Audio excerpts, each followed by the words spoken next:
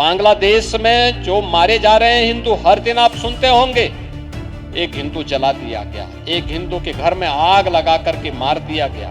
देश का दुश्मन आंखें लगाए बैठा है, आप बंट गए तो फिर कटने के रास्ते भी खोल जाएंगे। नमस्कार, मैं हूं आपके साथ एकाग्र गुप्ता और आप देख रहे हैं राष्ट्र मिरर।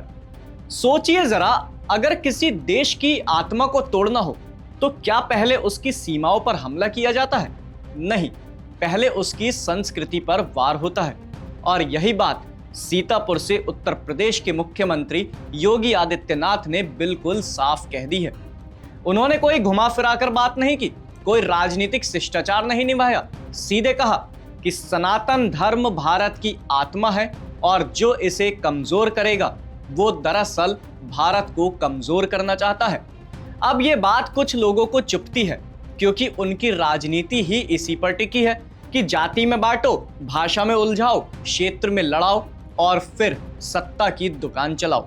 याद रखना, सनातन कमजोर होगा तो देश कमजोर होगा, देश कमजोर होगा तो सनातन के सामने अस्तित्व का संकट खड़ा होगा।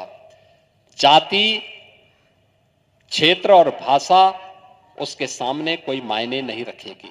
और इसलिए इस बात को ध्यान में रखना, इस बात को ध्यान में रखना कि जो बांटने वाले लोग हैं ना, जाति के नाम पर, क्षेत्र के नाम पर, भाषा के नाम पर, इन लोगों से सावधान रहना। योगी आदित्यनाथ ने इतिहास की वो सच्चाई याद दिलाई जिसे जानबूझकर किताबों से मिटाया गया कि विदेशी आक्रांताओं ने भारत को सिर्फ लूटा नहीं, योजनाबद्ध तरीके से हमारी संस्कृति, आश्रम, परंपरा और आत्मसम्मान को कुचलने की कोशिश की। और आज भी वही मानसिकता नए नए नामों, नए नए नारों के साथ जिंदा है। फर्क बस इतना है कि अब भारत चुप रहने वाला नहीं है। उन्होंने साफ चेताया कि देश को तोड़ने के लिए हथियार उठाने की जरूरत नहीं होती, समाज को बांट देना ही सबसे खतरनाक हथियार है। और यही कारण है कि दुनिया की कई सभ्यताएं इतिहास बन गई, लेकिन सनातन आज भी जिंदा है क्योंकि इसकी जड़ें करुणा में है, समदृष्टि में है, मानवता में है। यह संस्कृति किसी एक जाति की नहीं, पूरे राष्ट्र की रीढ़ है। वसुधैव कुटुंबकम की बात करते हुए योगी ने वो लाइन कही जो आज की सच्चाई है। भारत ने हमेशा अपनाया, शरण दी, सम्मान दिया, लेकिन कुछ लोगों ने इस उदारता को कमजोरी समझ लिया। उंगली पकड़कर गला दबाने की सोच ने देश को लूटा, समाज को खोखला किया और आज भी वही ताकतें अलग अलग चेहरों में भारत को कमजोर करना चाहती हैं। योगी आदित्यनाथ ने मुगल और अंग्रेजी शासन का जिक्र करते हुए यह भी साफ किया कि भारत को जानबूझकर गरीब बनाया गया, हस्तशिल्प तोड़े गए, किसान खत्म किए गए, उद्योग नष्ट किए गए। तभी 1947 में आजादी के समय भारत की वैश्विक हिस्सेदारी सिर्फ 2% रह गई थी। लेकिन अब खेल बदल चुका है। अब सरकारें माफी नहीं मांगती, अब सरकारें आत्मसम्मान से देश चलाती हैं। सनातन की समदृष्टि को समझाते हुए योगी ने कहा कि यह वही परंपरा है जहां नाग पंचमी पर जहरीले सांप को भी दूध पिलाया जाता है।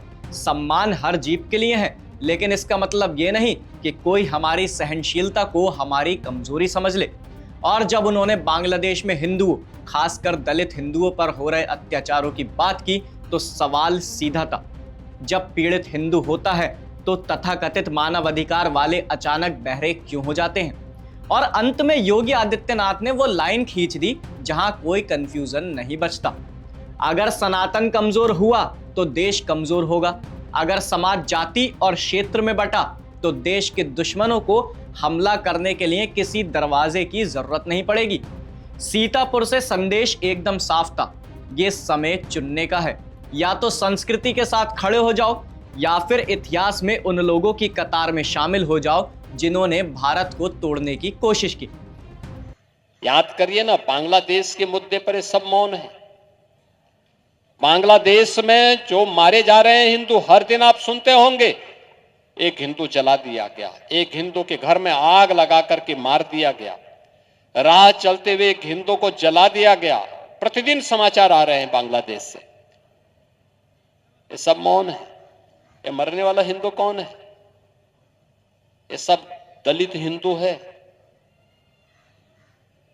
ये दलित हिंदू है, कोई नहीं बोल रहा है।